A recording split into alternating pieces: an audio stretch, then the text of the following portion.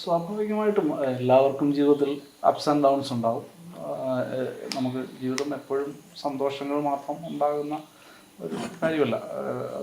ദുഃഖകരമായിട്ടും നമുക്ക് പ്രതിസന്ധികൾ നേരിടുന്നതും ഒക്കെയായ ചലഞ്ചിങ് ആയിട്ടുള്ള കാര്യങ്ങളിൽ കൂടെ ഒക്കെ നമ്മളും കടന്നു വരേണ്ടി വരും. സ്വാഭാവികമായിട്ടും അങ്ങനത്തെ ഒരുപാട് ഇൻസിഡൻറ്റുകൾ ഉണ്ടായിട്ടുണ്ട്. അത് ചിലപ്പോൾ ഭാവിയിൽ ഇനിയും, അതായത് അത്തരം പ്രതിസന്ധികളും ദുഃഖങ്ങളും ഒക്കെ എല്ലാവരുടെയും ജീവിതത്തിൽ അപ്സ് ആൻഡ് ഡൗൺസ് ഉണ്ട്. അതിനെ ആ ഒരു രീതിയിലേ കാണുന്നുള്ളൂ. പിന്നെ സ്വാഭാവികമായിട്ടും എല്ലാവർക്കും ഉണ്ടാകുന്നത് പോലെ തന്നെ പ്രതിസന്ധികൾ ഉണ്ടാകുമ്പോൾ നമ്മൾ സ്വാഭാവികമായിട്ടും അതിൽ നിന്നും കുറേ കൂടെ സർവൈവ് ചെയ്യുമ്പോൾ സ്വാഭാവികമായിട്ടും അതിൽ നമ്മൾ കുറേ കൂടെ റീഫോംഡ് ആവും, നമ്മൾ കുറേ കൂടെ പവർഫുൾ ആവും, നമ്മൾ കുറേ കൂടെ സ്ട്രെങ്തൻഡ് ആവും, നമുക്ക് കുറേ കൂടെ ഇതിനെയൊക്കെ നേരിടാനുള്ള ഒരു ശക്തി ഉണ്ടാവും.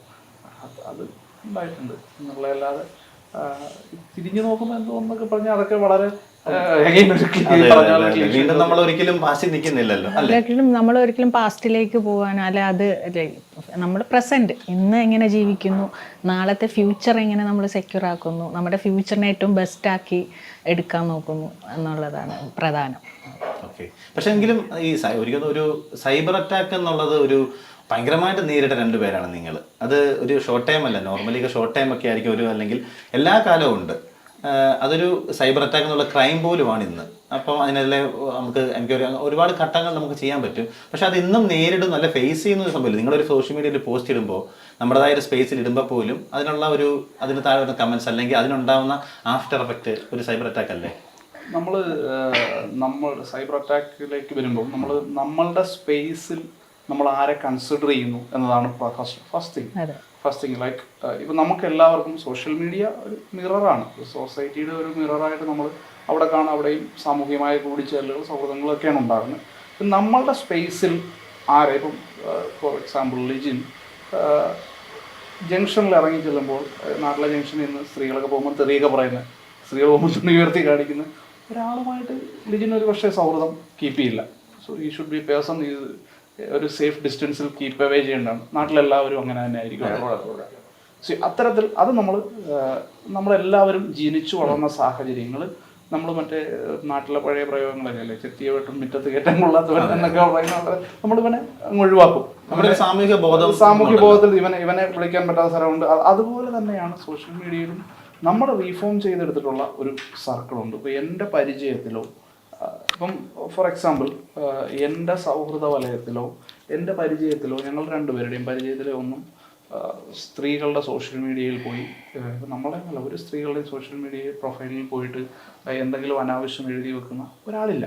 സ്വാഭാവികമായിട്ടും അങ്ങനെയുള്ളവരുണ്ടായിരുന്നിരിക്കും. ആ ഉണ്ടായിരുന്നവർ ഒന്നുകിൽ അവർ ഇതൊക്കെ തിരിച്ചറിഞ്ഞതാണെന്നുള്ളത് സ്വയം തിരുത്തിയിട്ടുണ്ടാവും, അല്ലെ അങ്ങനെയുള്ളവർ സ്വാഭാവികമായിട്ടും നമ്മളുടെ സൗഹൃദ വലയത്തിൽ നിന്നും പരിചയ വലയത്തിൽ നിന്നും വെളിയിലേക്ക് പോയിട്ടുണ്ടാവും. ഇത് നമ്മൾ അത്രയും ഫിൽട്ടർ ചെയ്ത് റീഫോം ചെയ്തിട്ടാണ് നമ്മളുടെ ഒരു സ്പേസ്, അല്ലെന്നുണ്ടെങ്കിൽ നമ്മളുടെ ഒരു സാമൂഹിക ബന്ധങ്ങൾ, നമ്മളുടെ സൗഹൃദങ്ങൾ, ഇതിനെല്ലാം രൂപപ്പെടുത്തിയെടുത്തിട്ടുള്ളത്. അതുകൊണ്ട് എനിക്കൊരാളെ അറിയില്ല, ഞാൻ വളരെ സത്യസന്ധമായിട്ട് പറയാം. എനിക്ക് പരിചയമുള്ള, ഞാൻ ഈ നാട്ടിലാണെന്നുണ്ടെങ്കിലും നമ്മുടെ ജോലി ചെയ്യുന്ന സ്ഥലത്താണെങ്കിലും വളരെ അടിസ്ഥാനപരമായിട്ടുള്ള മനുഷ്യരുമായിട്ട് ഇടപെട്ട് ജീവിക്കുന്നൊരു മനുഷ്യരാണ് ഞാൻ രണ്ടുപേരും. നമുക്ക് പരിചയമുള്ള ഒരാളുമില്ല ഇത്തരത്തിൽ ഇടപെടുന്നവർ. ഈ ഇടപെടുന്നവർ അതൊരു പാരലൽ വേൾഡാണ്. ഈ ഇടപെടുന്നവർ നമുക്ക് പരിചയത്തിലുള്ള അല്ല. ഇതുകൊണ്ട് തന്നെ ഇത് നമ്മളെ ബാധിക്കുന്ന സാധനമേ അല്ല. അതൊരു പാരലൽ വേൾഡിൽ ഇതിങ്ങനെ നടക്കും.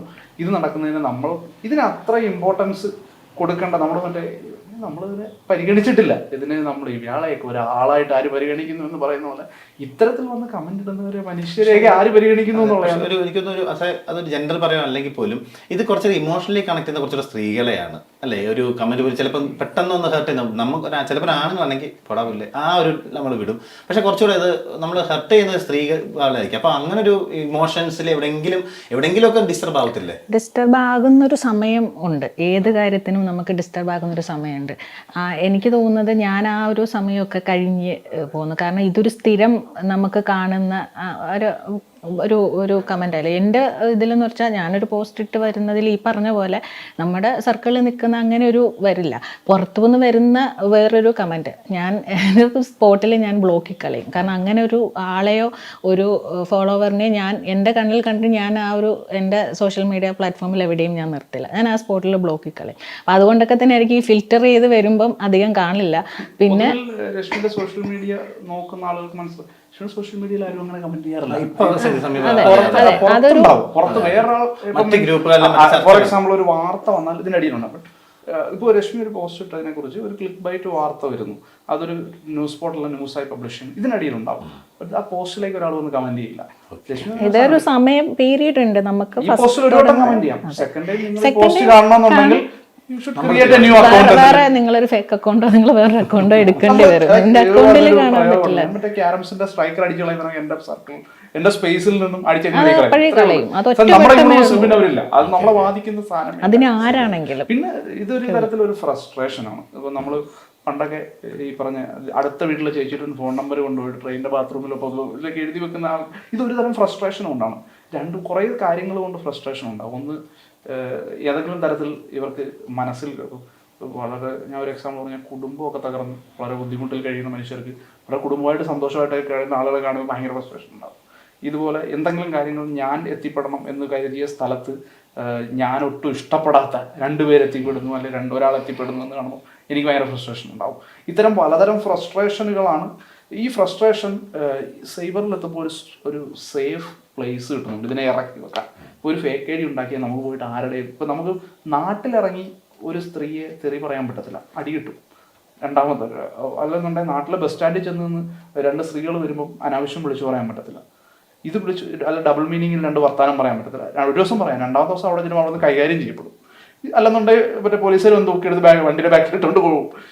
ഇതില്ലാതെ ഇത്തരം മനുഷ്യർക്ക്, ഇത്തരത്തിലുള്ള ആളുകൾക്ക് ഇടപെടാൻ കഴിയുന്ന ഒരു സേഫ് പ്ലേസ് ഉണ്ട് അവിടെ. അവർക്കൊരു വീടിനുള്ളിൽ മറ്റേ 4 ചുവരിനുള്ളിൽ ഇരുന്ന് ആരാണെന്നൊന്നും അറിയാതെ ഐഡന്റിറ്റിയൊക്കെ മറച്ചു വെച്ച് ഇത് അവരുടെ ഒരു ബേസിക് ഫ്രസ്ട്രേഷൻ. അതിനൊരു സാമൂഹ്യപരമായ കാരണമല്ല. അത് ബേസിക്കലി നമ്മളതിനെ ട്രീറ്റ് ചെയ്യുന്നത് എപ്പോഴും പൊളിറ്റിക്കലും സോഷ്യലും ആയിട്ടാണ്. ഇതൊരു വളരെ പേഴ്സണലായിട്ടുള്ള ഒരു വ്യക്തിയുടെ പെർസ്പെക്റ്റീവിൻ്റെ പ്രശ്നമാണ്. ഇത് നമ്മുടെ നാട്ടിൽ മാത്രമുള്ളതൊന്നുമല്ല. സൈബർ ബുള്ളിങ് എല്ലാ സിവിലൈസ്ഡ് ആയിട്ടുള്ള സൊസൈറ്റികളിലും സൈബർ ബുള്ളിങ് ഉണ്ട്. ഇത് പലതരത്തിലുള്ള വ്യക്തികളുടെ ഫ്രസ്ട്രേഷൻ ഇവർ ഈ സമൂഹത്തിൽ ഡയറക്റ്റ് തീർക്കാൻ കഴിയാതിരുന്നതിനെ ഇവിടെ കൊണ്ട് ഇറക്കി വെക്കുകയാണ്. അപ്പോൾ ഇവരെ അവഗണിക്കുക, ഇവരെ നമ്മൾ അറ്റൻഷൻ കൊടുക്കാതിരിക്കുക എന്നുള്ളതാണ് ഫസ്റ്റ്. കാരണം ഇപ്പം ഞാൻ പറഞ്ഞില്ല, ആദ്യമൊക്കെ ഇപ്പം ഫസ്റ്റിലൊക്കെ നമുക്കൊരു സാധനം വരുമ്പോൾ നമുക്കുണ്ടാവുന്ന വിഷമം, പിന്നീട് അങ്ങോട്ട് ഇത് സ്ഥിരമായി ഇങ്ങനത്തെ മനുഷ്യരാണ് ഇതിൽ അവരിങ്ങനത്തെ ഫ്രസ്ട്രേഷൻ തീർക്കാനോ മറ്റു കാര്യങ്ങൾക്കോ വരുന്നത്. അപ്പം അവരെ നമ്മുടെ സ്പേസിൽ നിന്നും ഒഴിവാക്കി കളയോ. വിജയിച്ച മനുഷ്യർ പൊതുവെ പണിക്ക് പോകാറില്ല. അതെ, ഇതൊരു വളരെ റിയൽ ആയിട്ടുള്ള സമയമാണ്. അവനവൻ്റെ കാര്യം, അവനവൻ്റെ ജോലി തിരക്കുകൾ, അവനവൻ്റെ കുടുംബം, ഇത്തരം കാര്യങ്ങളിലൊക്കെ വളരെ എൻഗേജ്ഡ് ആയിട്ടുള്ള ഒരാൾ, അയാൾക്ക് മറ്റെന്തെങ്കിലും പ്രശ്നമില്ല, വളരെ സക്സസ്ഫുൾ ആയിട്ട് കടന്നു പോകാന്നുണ്ടെങ്കിൽ അയാൾക്കൊന്നും ഇതിനൊന്നും സമയം ഉണ്ടാവില്ല. അയാളുടെ സന്തോഷങ്ങളും പ്രശ്നങ്ങളും ദുഃഖങ്ങളും ഒക്കെ തീർക്കാനും അയാൾക്കുള്ള പൊളിറ്റിക്കൽ ആക്ടിവിറ്റികളിൽ ഇടപെടാനും. ഞാൻ പറഞ്ഞ പൊളിറ്റിക്കലായിട്ടുള്ള സൈബർ അറ്റാക്ക് അല്ല, രാഷ്ട്രീയ വിരോധം കൊണ്ടോ മറ്റെന്തെങ്കിലും തരത്തിലുള്ള ഗ്രൂപ്പ് ഗോത്രീയമായിട്ടുള്ള വിരോധങ്ങൾ കൊണ്ട് സാമുദായികമാകാം, ജാതീയമാകാം, വർഗീയമാകാം, രാഷ്ട്രീയമാവാം, അതായത് ദേശപരമാവാം. ഇത് ഏതെങ്കിലും സംഭവം കൊണ്ട് ഒരു ഗ്രൂപ്പ് ഫോം ആവുകയും ആ ഗ്രൂപ്പ് ഒരാളെ അറ്റാക്ക് ചെയ്യുകയും ചെയ്യുന്ന ആ ഒരു മെത്തേഡല്ല ഞാൻ പറഞ്ഞത്.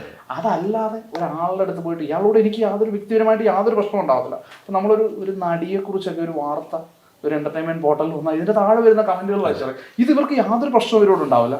നിങ്ങളുടെ എന്തെങ്കിലും ഇവരോട് വ്യക്തിപരമായിട്ട് വല്ല പ്രശ്നമുണ്ടോ? ഇല്ല. ഇവരുടെ പൊളിറ്റിക്കലായിട്ട് ഇവർ നിങ്ങൾക്ക് വിയോജിച്ചെന്ന എന്തെങ്കിലും സാധനം ഇല്ല, ഒന്നുമില്ല. ഇതൊരു മനസ്സുഖം എന്നുള്ള ഇത് ഭയങ്കര പേഴ്സണലാണ് ഈ സാധനം. ഇത് അവരവർ സ്വയം ട്രീറ്റ് ചെയ്ത് മാറ്റേണ്ട ഒരു സാധനമാണ്. നമുക്കതിലൊന്നും ചെയ്യാനില്ല.